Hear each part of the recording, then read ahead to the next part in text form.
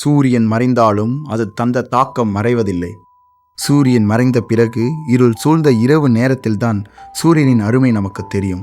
அதுபோல சில மனிதர்கள் மறைந்தாலும் அவர்கள் விட்டு சென்ற சிந்தனைகள் என்றும் மறைவதில்லை. அப்படிப்பட்ட ஒரு தலைவரின் நினைவு நாள்தான் இன்று. தமிழ்நாட்டு அரசியலில் கிட்டத்தட்ட 7 சதாப்தங்களுக்கு மேலாக தனது முத்திரையை பதித்தவர். தமிழ் மொழிக்காக எழுத்தால் போராடியவர். சட்டமன்றத்தில் வார்த்தைகளால் எதிரிகளை சிந்திக்க வைத்தவர். மக்களின் மனதில் கலைஞர் என்ற ஒரே பெயரால் வாழ்ந்தவர் முத்தமிழறிஞர் டாக்டர் மு. கருணாநிதி. தமிழ் அரசியலின் வரலாற்றை எழுதும்போது கலைஞரை தவிர்த்து எழுத முடியாது என்பதே பலரின் கருத்து. ஒரு சாதாரண குடும்பத்தில் பிறந்து தனது பேச்சாற்றலாலும் எழுத்தாற்றலாலும் கோடிக்கணக்கான மக்களின் இதயத்தில் இடம் பிடித்தவர் கலைஞர். 1924 ஜூன் 3ஆம் தேதி திருக்குவளையில் பிறந்த கருணாநிதி இளம் வயதிலேயே தமிழ் மொழி மீது அதிக ஈடுபாடு கொண்டார். மாணவர் பருவத்திலேயே சமூக கருத்துக்களை எழுதி பின்னர் பத்திரிகை மற்றும் திரைப்பட உலகின் மூலம் தனது சிந்தனைகளை மக்களிடம் கொண்டு சென்றார். அவர் எழுதிய திரைப்பட வசனங்கள் வெறும் பொழுதுபோக்காக இல்லை. சமூக நீதி, சமத்துவம், பகுத்தறிவு, தமிழின் பெருமை போன்ற கருத்துக்களை மக்கள் மத்தியில் கொண்டு சென்றன. அரசியலில் அவர் திராவிட இயக்கத்தின் முக்கிய தலைவராக உருவெடுத்தார். பின்னர் தமிழ்நாட்டின் முதலமைச்சராக 5 முறை பதவி வகித்தார். கலைஞரின் அரசியல் வாழ்க்கையில் பல வெற்றிகளும் இருந்தன. அதே நேரத்தில் பல சவால்களும் கடுமையான விமர்சனங்களும் இருந்தன. ஆனால் எந்த சூழ்நிலையிலும் அவர் தனது எழுத்தையும் பேச்சையும் கைவிடவில்லை. இந்தியாவிலேயே முதலாக இவரது ஆட்சி காலத்தில்தான் குடும்பத்தின் முதல் பட்டதாரிக்கு இலவசமாக கல்வியை வழங்கினார். மேலும் இந்தியாவிலேயே முதலாக சட்ட படிப்பிற்கான பல்கலைக்கழகத்தை நிறுவினார். அனைவருக்கும் சமமான கல்வியை உறுதி செய்ய சமச்சீர் கல்வி திட்டத்தை கொண்டு வந்தார். மேலும் விவசாயிகளுக்கு இந்தியாவிலேயே முறையாக இலவச மின்சார திட்டத்தை வழங்கினார். உழவர் சந்தைகளை நிறுவினார். மனிதனை கையால் இழுத்து செல்லும் கொடுமை நடந்து கொண்டிருந்த காலத்தில் அதனை முழுவதுமாக தடை செய்தார்.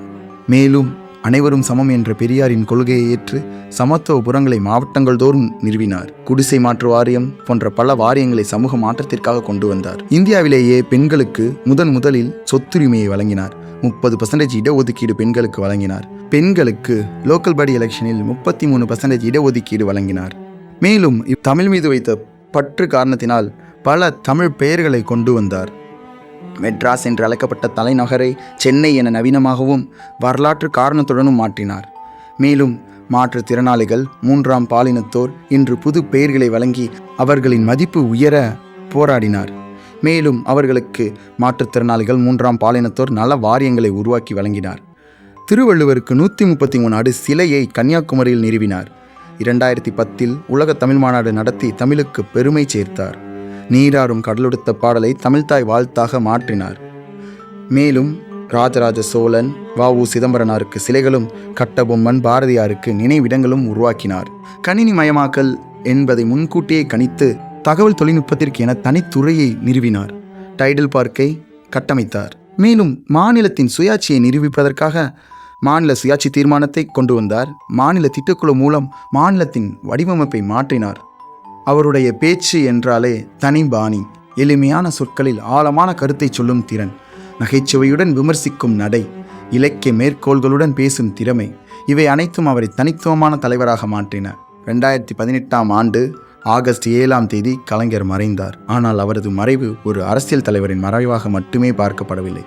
தமிழ்நாட்டு அரசியல் வரலாற்றில் ஒரு முக்கிய அத்தியாயம் முடிந்த நாள் என்று பலரால் நினைவு கூறப்படுகிறது. அவரது நினைவிடத்தில் பொறிக்கப்பட்ட வாசகம், ஓயாமல் உழைத்த ஒரு தமிழன் இங்கே ஓய்வெடுக்கிறான்.